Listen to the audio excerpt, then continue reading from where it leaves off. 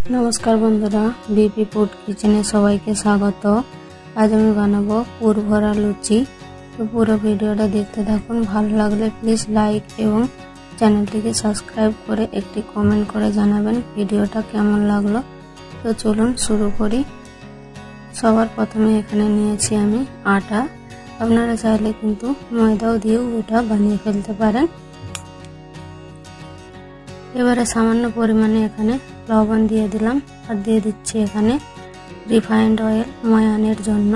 তেলের পরিমাণটা এখানে একটু বেশি দিতে হবে, ময়ানটা যাতে একটু ভালো করে হয়। দেখুন ময়ানটা এরকম দিয়েছি, মুঠো করলে কিন্তু পুরো মুঠো হয়ে যাচ্ছে। এবারে এটাকে আমি অল্প অল্প জল দিয়ে একটা ডো বানিয়ে নেব। ডোটা আমার বানানো হয়ে গিয়েছে। ডোটা কিন্তু বেশি শক্ত করলে হবে না, নরম রাখতে হবে, রুটি যেরকম বানালে আটা বানানো হয় সেরকম। এবারে এটাকে আমি রেস্টে রেখে দেব।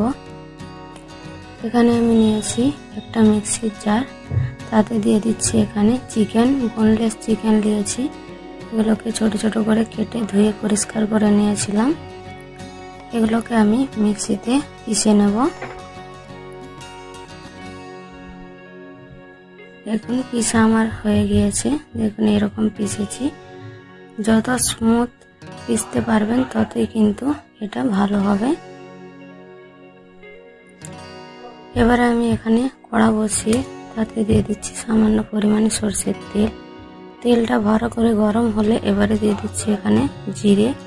জিরেটা ভেজে নিয়ে এবারে দিয়ে দেবো আমি পেঁয়াজ কুচি আর দিয়ে দিচ্ছি এখানে কাঁচা লঙ্কা কুচি।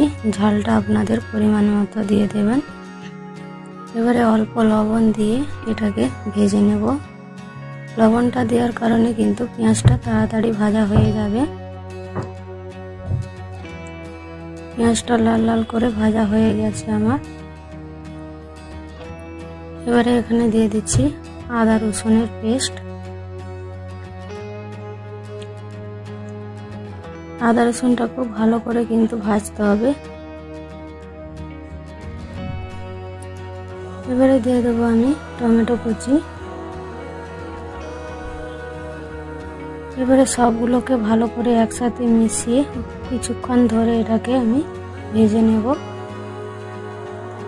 গ্যাসের ফ্লেমটা কিন্তু এখানে আমি মিডিয়াম রেখেছি। সবগুলো আমার ভাজা হয়ে গিয়েছে। এবারে আমি দিয়ে দিচ্ছি হলুদের গুঁড়ো আর দিচ্ছি লঙ্কার গুঁড়ো। এবারে দিয়ে দেবো জিরের গুঁড়ো আর দিচ্ছি এখানে ধনের গুঁড়ো। এবারে শুকনো মশলাগুলোকে একটু ভালো করে পেঁয়াজের সাথে ভেজে নেব।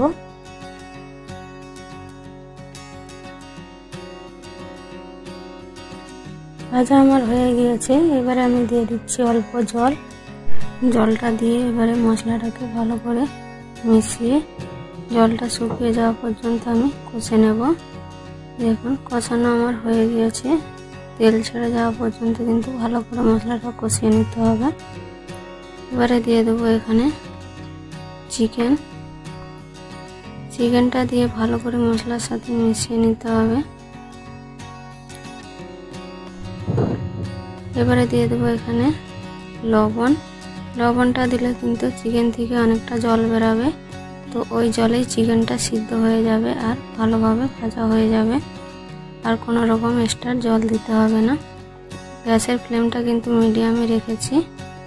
ভাজা আমার হয়ে গিয়েছে। এবারে আমি দিয়ে দিচ্ছি এখানে গুঁড়ো গরম মশলা। গরম মশলাটা দিয়ে কিন্তু আরও কিছুক্ষণ এটাকে ভালো করে নেড়ে চেড়ে ভেজে নেব। ভাজা আমার হয়ে গিয়েছে। এবারে দিয়ে দিচ্ছি ধনেপাতা কুচি। ধনেপাতা দিয়েও আরও 1-2 মিনিট মতো এটাকে নেড়ে নেব। হয়ে গিয়েছে। এবারে আমি এটাকে নামিয়ে নেব। যে আটাটা আমি রেস্টে রেখেছিলাম সেটা নিয়ে নিয়েছি। সেটাকে আরও একবার ভালো করে এটাকে মেখে নিয়েছি। এবারে এটা থেকে ছোট ছোট করে আমি লেচি কেটে নেব। দেখুন এইরকম। এবারে এগুলোকে আমি গোল করে নিচ্ছি।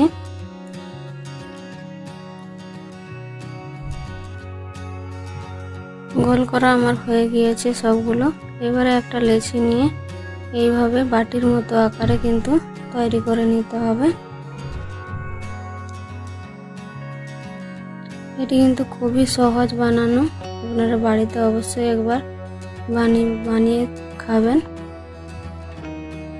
এবারে 1 চামচ এটার ভিতরে পুর দিয়ে মুখটা ভালো করে এবারে বন্ধ করে দেব।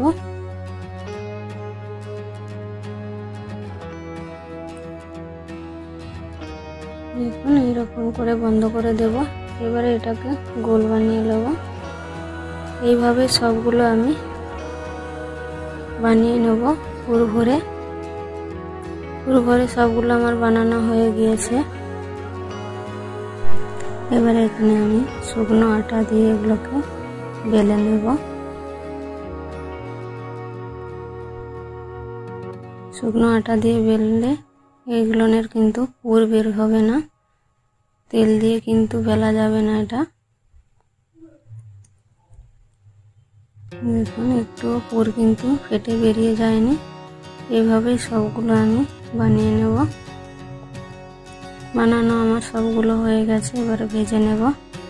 এখানে তেল ভালো করে গরম করে নিয়েছি। তেলটা কিন্তু খুব গরম ভালো করে নিতে হবে। এবারে একে একে এগুলোকে দিয়ে এইভাবে তেল ছিটিয়ে দিলেই কিন্তু একেবারে ফুলকো লুচি তৈরি হয়ে যাবে। দেখতেই পাচ্ছেন কিরকম ফুলেছে। গ্যাসের ফ্লেমটা কিন্তু হাই রাখতে হবে এখানে।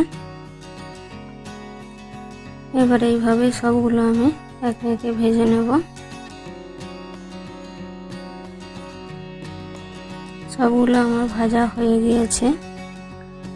দেখুন কত সুন্দর হয়েছে। পুরো কিন্তু পুরে ভরা, একবারে কোনায় কোনা পর্যন্ত কিন্তু পুর একেবারে চলে গেছে। দেখুন ভিডিওটি ভালো লাগলে প্লিজ লাইক এবং চ্যানেলটিকে সাবস্ক্রাইব করে দেবেন। পাশের বেল আইকনটা টিপে দেবেন আমার নতুন ভিডিও পাওয়ার জন্য।